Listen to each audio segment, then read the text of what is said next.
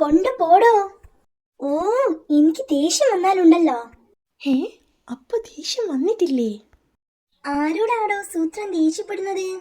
പാത്രത്തിനോടാണെന്ന് തോന്നുന്നു. 2 ദിവസമായിട്ട് സൂത്രന് പെട്ടെന്ന് ദേഷ്യം വരുന്നുണ്ട്. എവിടെയെങ്കിലും വീണോ? മിനിഞ്ഞാന്ന് ഒന്ന് വീണു. തലയിടിച്ചാ വീണത്. ഹാ, സംഗതി അത് തന്നെ. തലയിടിച്ചു വീണാൽ ഈ പ്രശ്നം വരാറുണ്ട്.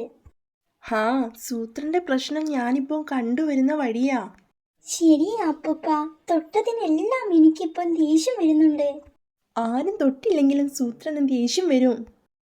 ഹാ, ഇതിനെല്ലാം മരുന്നിനേക്കാൾ നല്ലത് ഉപദേശമാ. ഉപദേശിച്ച് മുൻകോപം മാറ്റാൻ പറ്റിയ ഒരാളുണ്ട്. ആരാത്? ഞാൻ തന്നെ. He he he. എല്ലാം ഞാൻ ഉപദേശിച്ച് മാറ്റിത്തരാം. 7 ദിവസമാണ് ഉപദേശം. ഓരോ ദിവസവും ഓരോ മൊയിലിനെ വെച്ച് തന്നാൽ മതി. ശരി, നമുക്ക് ഇന്നത്തെ ഉപദേശം തുടങ്ങാം. ഈ മുൻകോപം എന്ന് പറയുന്നത് ഒരു ഓട്ടക്കാരനാണ്. മുൻകോപം എപ്പോഴും ഓടി മുന്നിലെത്താൻ നോക്കും. അപ്പോൾ നമ്മളും ഓടി അവനെ പിന്നിലാക്കണം. എത്ര ദൂരം ഓടേണ്ടി വരും? ശരിക്കും ഓടണ്ട. ഓടി ഓടി മുൻകോപത്തിന്റെ മുന്നിലെത്തി എന്ന് മനസ്സിൽ വിചാരിച്ചാൽ മതി.